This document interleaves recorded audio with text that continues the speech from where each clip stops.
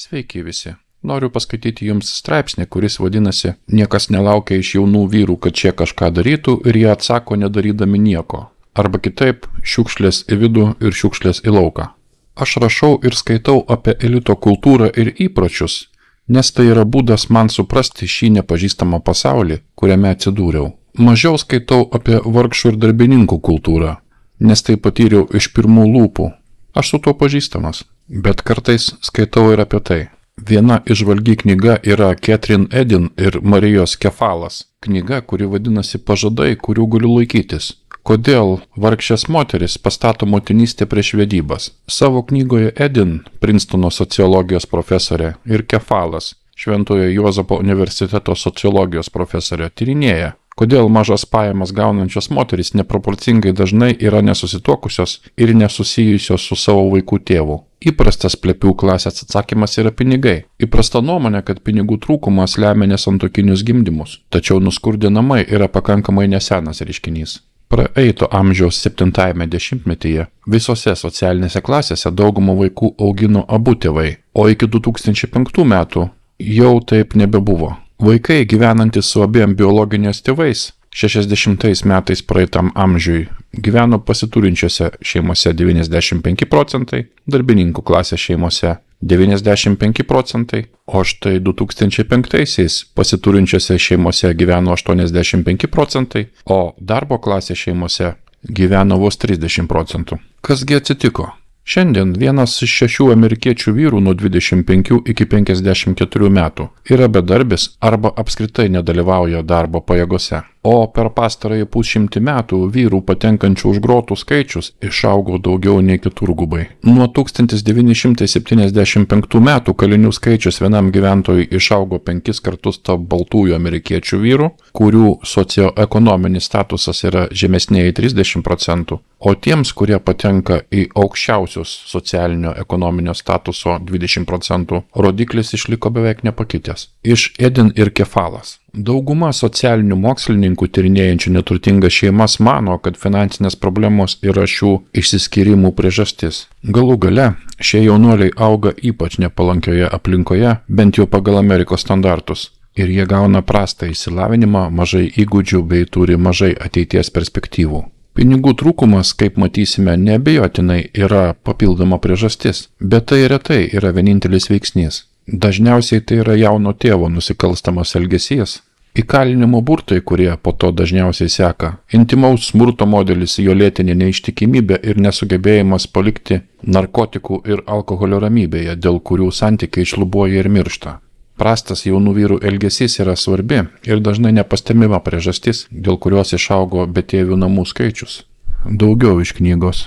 Motinos paaiškina, kad pinigai retai yra pagrindinė priežastis, kodėl jos ir jų vaikų tėvai nebėra kartu. Nors tingus ir išlaidaujantis vaikinas tikrai yra apsunkinimas, mamos dažniausiai nurodo, kad kur kas rimtesni nusižengimai yra tos pagrindinės jėgos, kurios suardo jaunas šeimas. Tai piktnaudžiavimas narkotikais ir alkoholiu, nusikalstamas elgesys, vėlesnis įkalinimas ir pakartotinė neištikimybė. Autorės tęsia.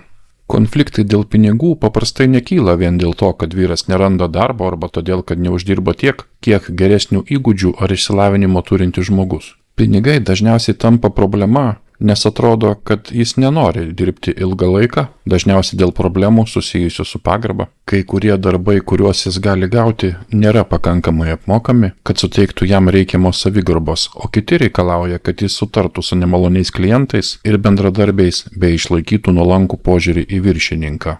Anksčiau buvo aukštas statusas turėti darbą ir rūpinti šeima. Dabar taip nebėra.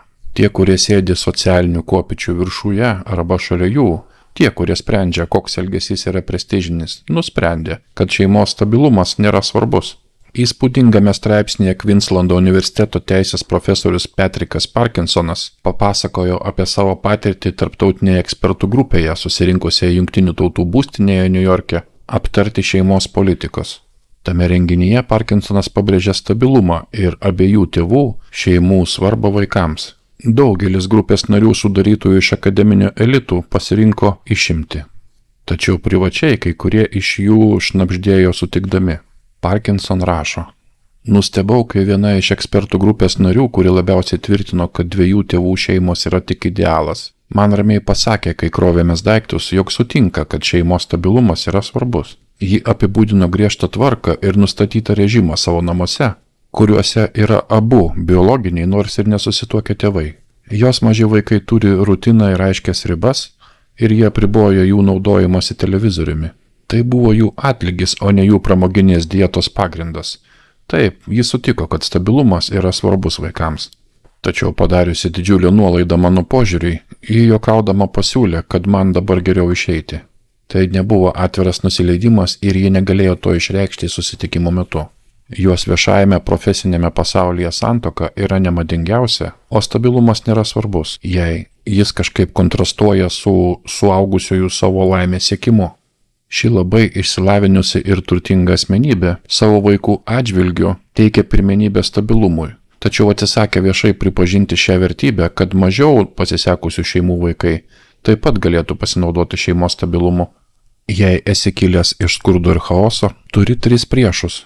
Tai yra skurdas ir nepriteklius, tu pats, rezultate to, ką aplinka padarė su tavim, ir aukštesnioji klasė, kurie nori, kad tu niekada ir nepakiltum. Daugiausia pinigų ir išsilavinimo turinti žmonės arba klasė, kuri yra labiausiai atsakinga už politikos, kultūros ir papročių formavimą, užtikrina, kad jų vaikai būtų auginami stabiliuose namuose. Ir tuo pačiu jie menkino normas visiems kitiems. Grįžtant prie pažadų, kurių reikia laikytis, Edin ir Kefal pastebi, kad vidutinė klasė, turint mintyje tuos, kurie turi aukštojo mokslo diplomą, nustato santykių normas. Neturtingos nesusituokusios poros labai stengiasi išlaikyti santuoką vien dėl kūdikio.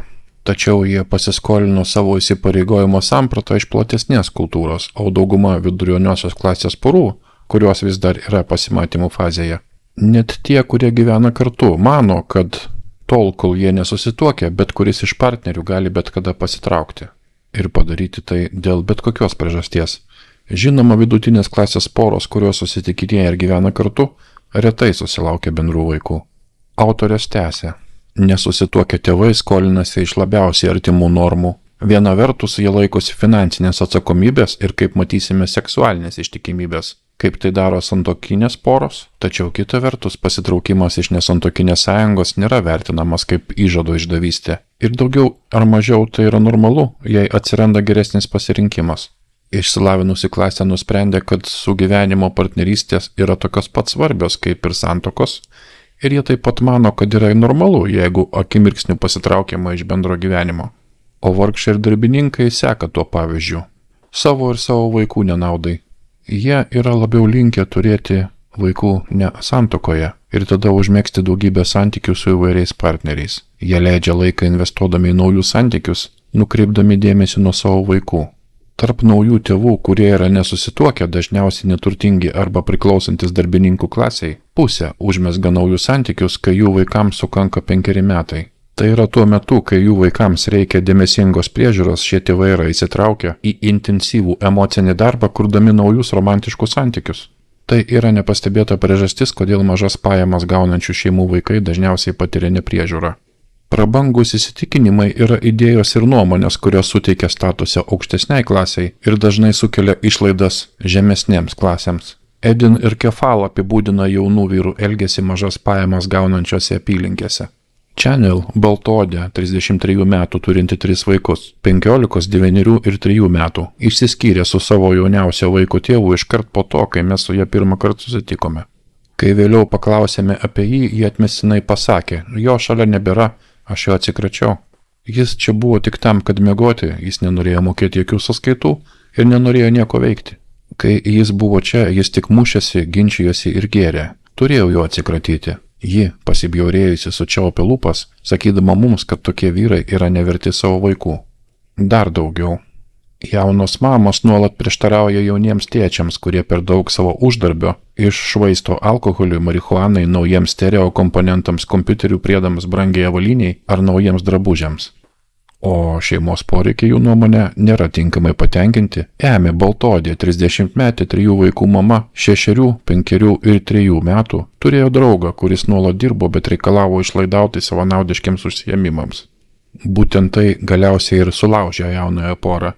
Jis neleido pinigų vaikų maistui, aš turėjau siūsti savo vaikus kitapus gatvės pas mamą, kad jį juos pamaitintų ir aprūpintų. Štai kas man labiausiai atsibodo. Aš neturėjau taip gyventi. Sakiau, kad jam laikas išlaikyti šios vaikus, o ne būti pagalboje man, ir jam tai labai nepatiko. Tėvų nebuvimas ir suirusios šeimos yra pagrindiniai daugelio socialinių negalavimų veiksniai. Tai akivaizdu, tačiau niekas apie tai nenori kalbėti. Puikiai žinau elgesio genetikos tyrimus, dvynių tyrimus ir panašiai, rodančius nedidelį namų aplinkos poveikį asmenybei, polinkių į nusikalstamumą, priklausomybėms ir panašiai. Šie tyrimai netaikomi vaikams gyvenantiems labai sutrikusioje aplinkoje. Elgesio genetikai tyria santykinį genetinių ir aplinkos pokyčių vaidmenį atrinktoje populiacijoje. Elgesio genetikos tyrimai informuoja apie aplinkos pokyčius jų mėginiuose, o ne visose įsivaizduojamose aplinkose.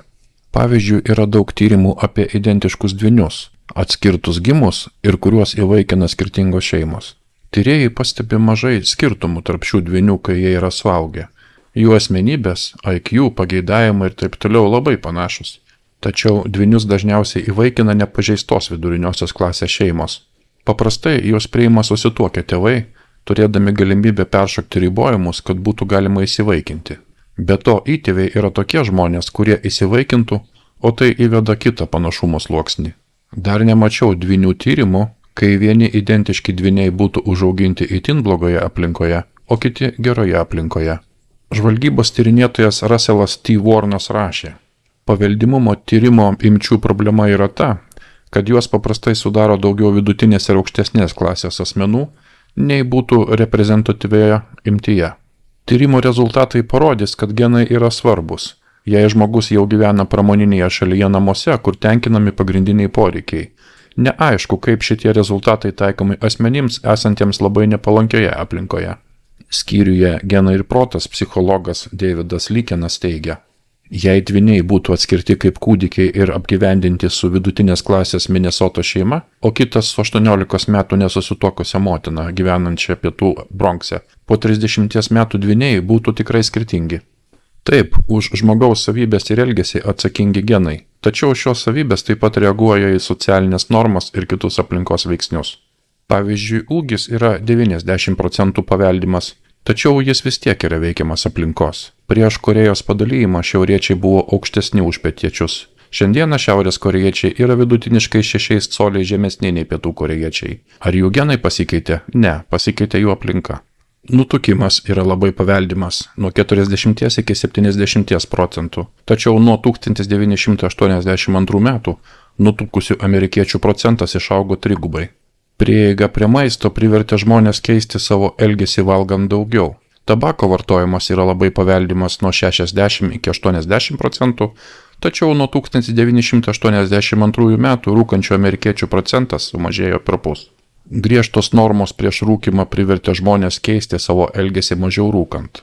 Buvo sušvelnintos normos dėl to, kad tėvas nebūna su vaikais, taigi tai pasirinko daugiau vyrų. Tačiau niekas nenori to pripažinti, nes tai nervina žmonės. Vietoje to mes pasitraukėme į diskusijas apie skurdą ir ekonomiką, nes kalbėdami apie šeimą ir tėvystę žmonės jaučiasi keistai ir tai smerkia.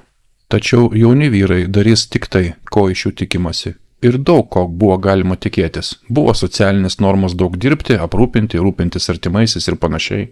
Šiandien šios normos iš esmės ištirpo. Jauni vyrai reagavo atitinkamai. Įspūdingame 2012 m. straipsnėje Seksualinė ekonomika, kultūra, vyrai ir šiuolaikinės seksualinės tendencijos psichologai Rojus Baumeisteris ir Caitlin Vox rašė: nors tai gali būti laikoma nepalankiu apibūdinimu, mes neradome įrodymų prieštaraujančių pagrindiniam bendram principui, kad vyrai darys viską, ko reikia, kad užsiimtų seksu, ir galbūt nedaug daugiau. Vienas iš mūsų ankstesnėme darbe tai apibūdino taip: jei moteris nustos miegoti su kvailiais, vyrai nustos būti kvailiais. Jei norėdami gauti sekso, vyrai turi tapti bendruomenės ramsčiais, meluoti, kaupti turtus sąžiningomis priemonėmis ar nešvariais būdais, būti romantiški ir juokingi, daugelis vyrų būtent taip ir elgsis. Jie konkrečiai kalba apie seksualinį atlygį, tačiau tai galima plačiau pritaikyti socialiniams atlygiams apskritai. Žmonės mano, kad jeigu jaunas vaikinas kilęs iš netvarkingos ar skurdžios aplinkos, jam turėtų būti keliami žemi standartai. Tai yra klaidinga. Jam turėtų būti keliami aukšti standartai, priešingų atveju jis nukris į savo aplinkos lygį.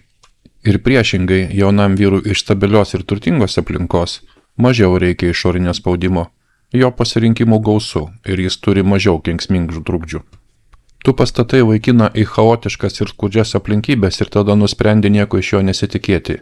Kaip kas nors gali patikėti, kad tai sukels ką nors kitą išskyrus nelaimę? Iš 5 artimiausių draugų vidurinėje mokykloje nei vienas nelankė koledžo, 2 pateko į kalėjimą. Jauni vyrai darys tik tais tai, ko iš jų tikimasi, kas šiandieną yra netiek jau ir daug. Dėkoju, kad klausėte ir iki susiklausymo, mielieji.